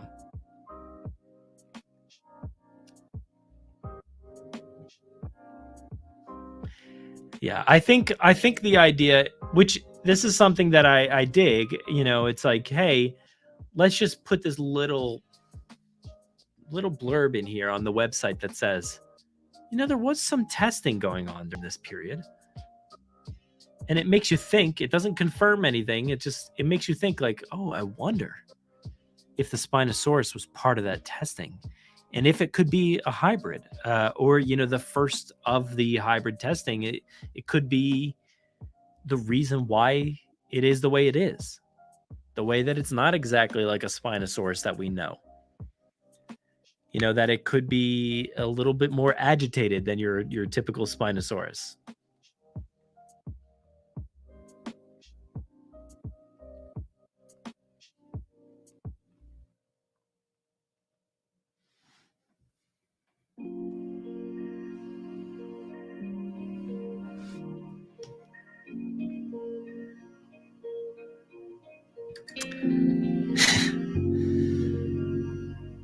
Yeah, I mean, this is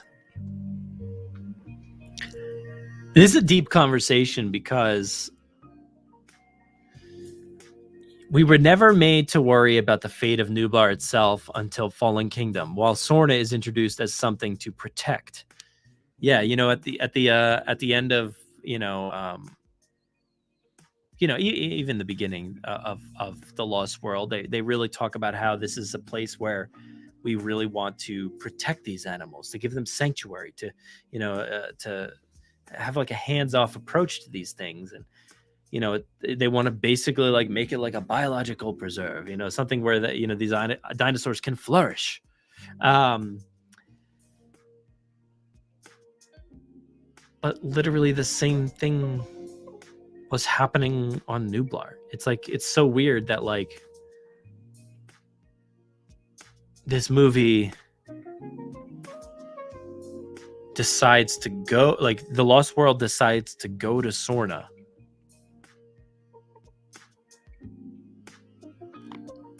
Because, Hammond knows that InGen and Ludlow, and they're going over to Sorna to take these dinosaurs. But why are they going to Sorna? What makes Sorna the place to go? Like, there's dinosaurs on Nublar. We have to assume that there were less dinosaurs, I guess. And it's not something that we're talking about a little bit on the podcast, that like Nublar never really, in the movie, they never really showed how the dinosaurs were flourishing. They a little bit here and there, but they never really, like the novel did, they never really showed that the numbers were drastically changing every few minutes. Like the numbers seemed to be going out of control because they weren't searching for the right parameters. So we don't really see that in the movie, but we assume that was happening behind the scenes. And we see that the baby raptor eggs are there. And, we do know that they're breeding on the island, but like, I don't think that like the raptors and the T-Rex just killed off most of the stuff, but it's possible, maybe there wasn't enough species on Nublar. Maybe they needed to go over to Sorna because there was a much wider, amount of animals over there. But yeah, it's weird that there's all these like tangled webs you kind of have to weave in order to tell these stories in a way where they don't necessarily make sense.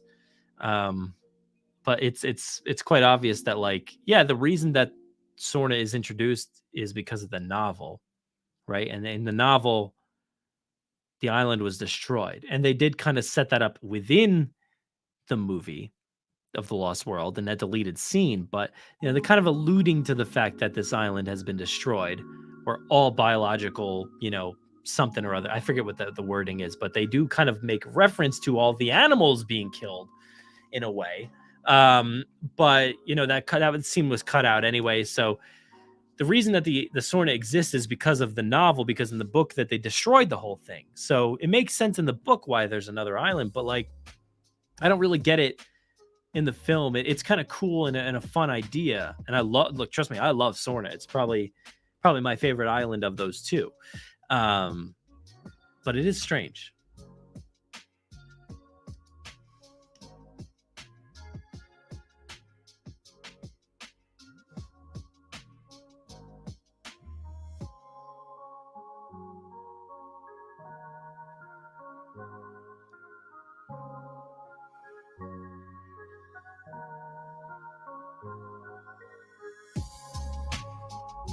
Yeah, it gets slightly stale in Cretaceous. I would have to agree that Nublar does get a little stale in Camp Cretaceous, just because we're not really getting.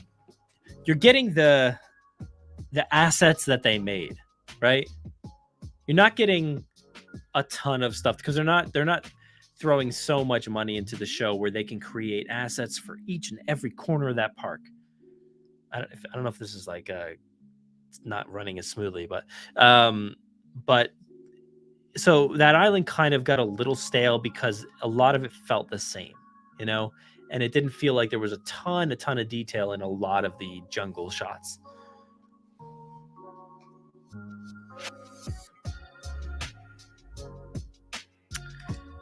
It was like,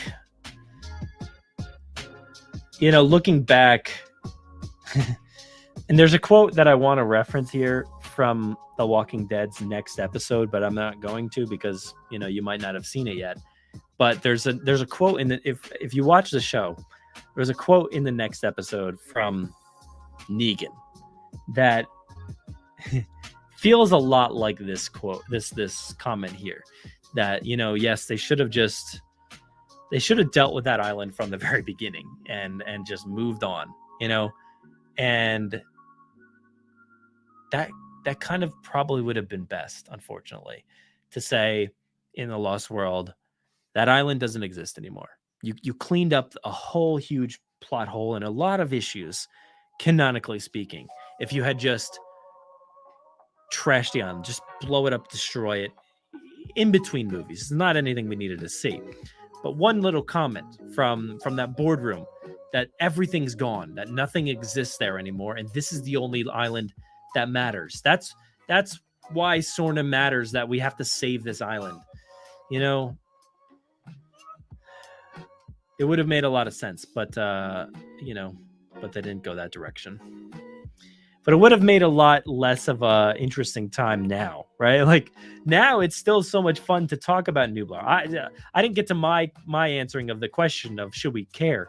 I still care, and I probably always will care. But it would have made for a less interesting sequel, trilogy era. But we all like nostalgia.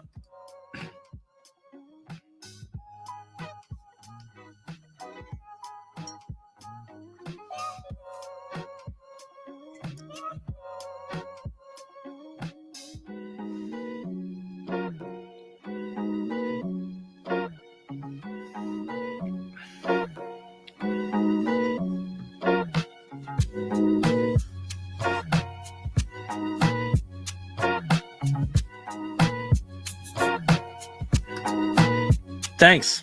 It's a Spinosaur. There you go. It's pretty cool. I like this hat.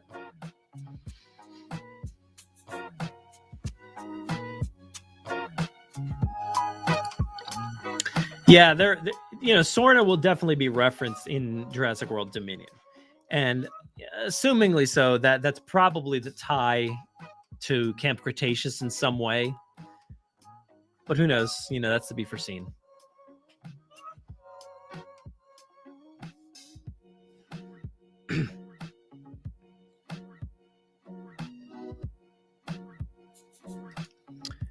Where they say that it's not a hybrid, because they're the ones who are implying that it is a hybrid. So where are they doubling back on their promise?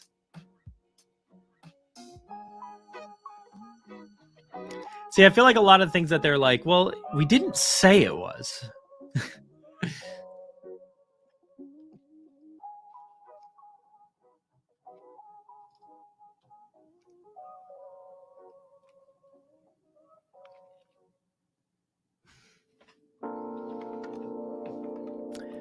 Yeah, I mean, it's quite obvious that there was way more on Sorna, right? I mean, it's shown right there before us because of all the different species that we don't see in the first movie, or we don't see referenced in the first movie.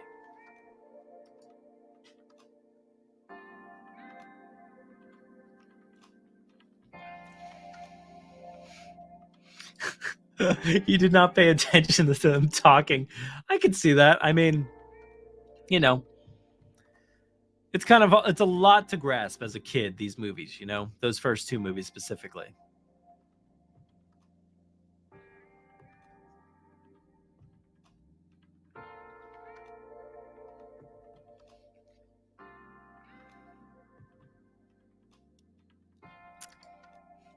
Yeah, see, Steve, my problem with non-island stories is not that there's not some cool stories to tell. It's just that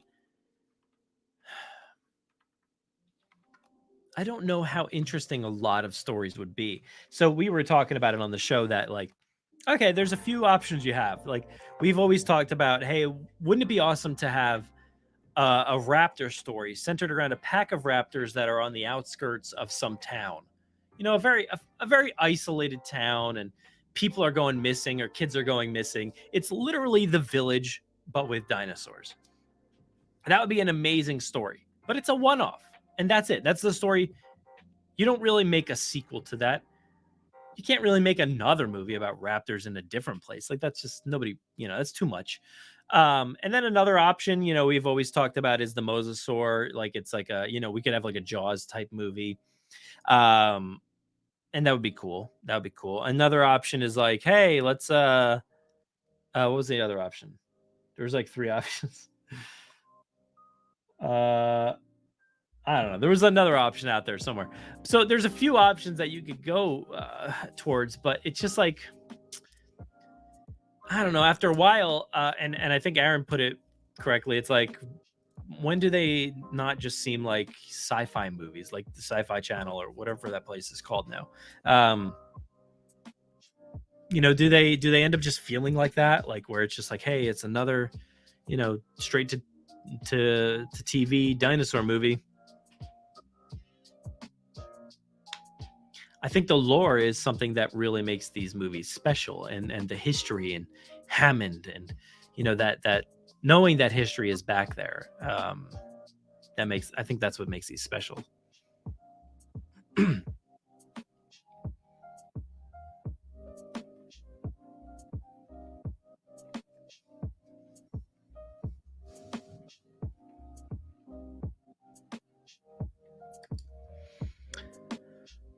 Yeah, no, I don't think Nublar itself was stale. I just think that, like, what we saw was stale in a way because we didn't really get to explore a lot. It felt like there was a lot of back and forth between like a few different roads in Nublar and a few different paths in the jungle. So like, visually it was a little stale, but like, there's so much to explore in Nublar. Like, there's so many places we could have gone and so much more that I want to see. I want to see each and every corner of that island. But like, after a while, it was just like, how many times can we run through this jungle?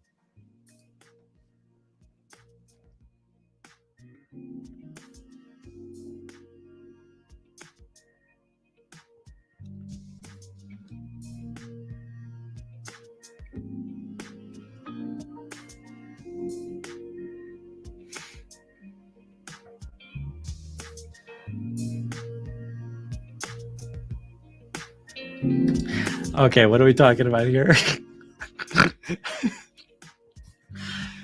In Camp Cretaceous, Scorpius is referred to as the first hybrid. In his CC review, Jack said that confirms Spino couldn't be a hybrid, and he was tired of being asked about his hybrid status.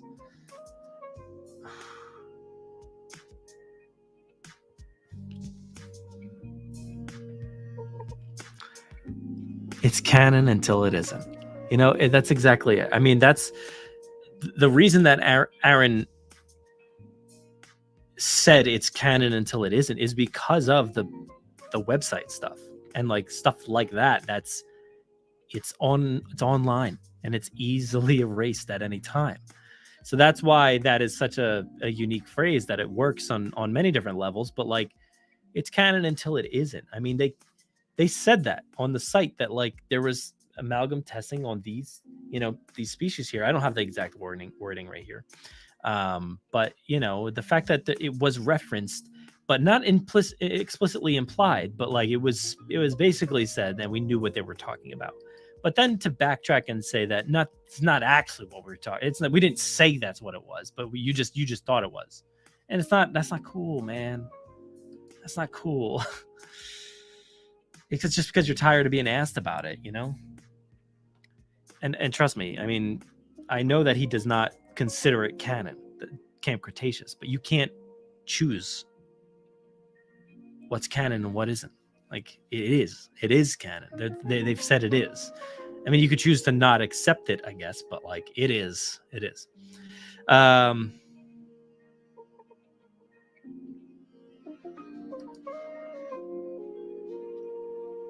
Yeah, so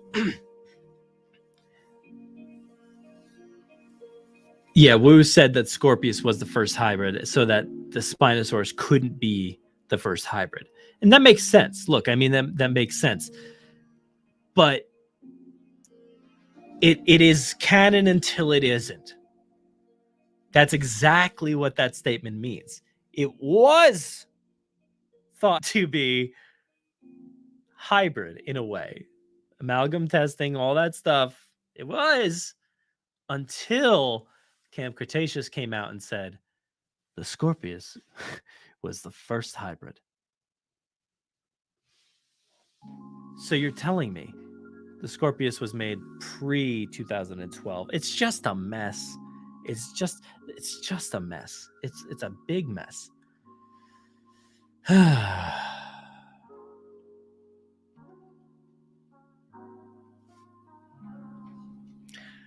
Definitely didn't want to go 2 hours on this.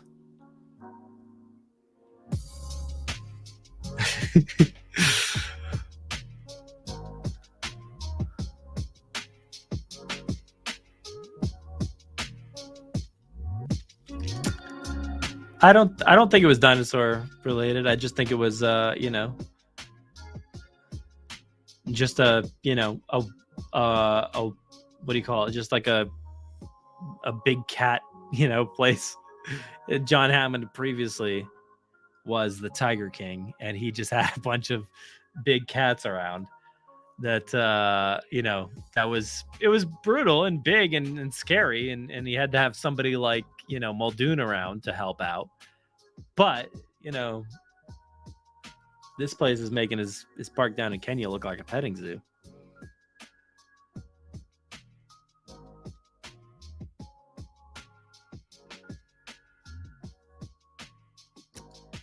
Oops, didn't mean to click on that one. Yeah, I mean, look, this is a debate that will literally never end. There's lots of talk about these things that were made with things that weren't necessarily their original DNA. So yeah, I mean, kind of in a way, yes, they are, but not in the way that Jurassic World went about with the hybrids. That there's like a different iteration of hybridization. In Jurassic Park era, it's more so like, hey, we spliced in some frog DNA, so they're like, it's a hybrid DNA of like this dinosaur and a frog. But now we're talking about, hey, we just put 10 different dinosaurs together and made this dinosaur with probably a frog or something else. But like, so there's definitely a difference there between what they're saying. Yes, technically they are all hybrids in a way, and they are all a bit unnatural, and Dr. Wu says that himself, and we've seen dinosaurs throughout the novels and the films all act differently than they should have. I mean, they basically created the Dilophosaurus, even though they make it out to be that, we didn't expect these combinations to go this way, but they basically made their own thing. Same thing with the velociraptors. It's all very tricky. Oh, Jared says it's also very tricky to define hybrid. All engineered species are hybrids to varying degrees, and some fillers here and there. Yeah, exactly. That's what I was saying, right?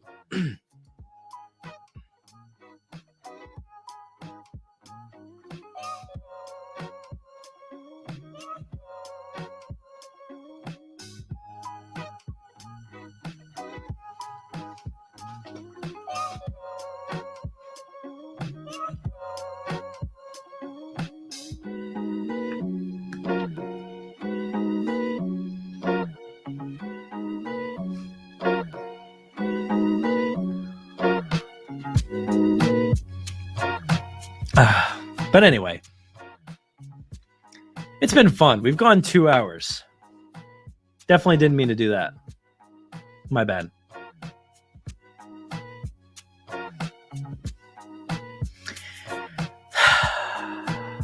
Let's move on. Let's get out of here. What do you say? Should we care about hybrids? I don't know. Should we care? See, this should have been the topic all night. Should we care? I don't know. Should we care about Canon? Should we care about Nublar? Should we care about hybrids? There's a lot of things that we don't know. And that's sad. I feel like that's very sad. But there's lots to talk about and lots to discuss. And we are constantly doing it here on the podcast. This is not the podcast. This is the live stream. And I put it out there today. If you know anybody, and it was not like a call just specifically for today, but any day, any Wednesday night, if you know anybody who you want to hear from, tag them in the post that I put up on Twitter.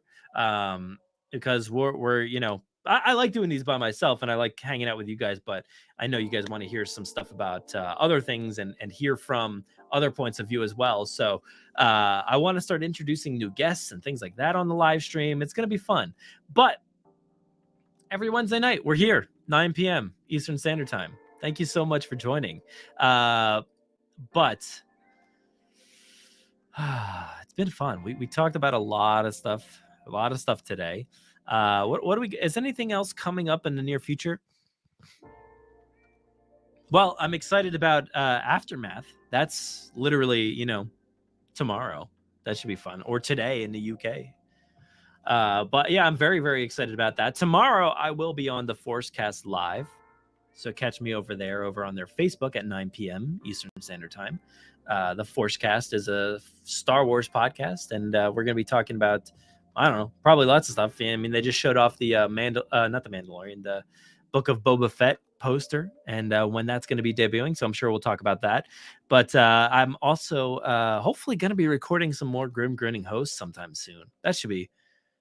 Hopefully I can do that. Hopefully I can figure out some time to record about theme parks. That is my other podcast, Grim Grinning Hosts. Please, if you want to hear about theme parks, mostly Orlando, but sometimes some regional parks and maybe Hollywood as well. But yeah, I'm on there as well. So please go find us online and go download that podcast as well. You can find me at Brad Jost on Twitter. Please go give me a follow over there. Yeah. And let's see here. Please follow all these things.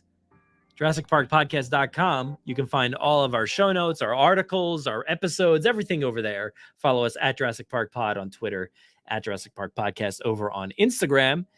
We are on Facebook. You can find us there, and over on TikTok. We do some videos every now and then. I also post those over on Instagram too.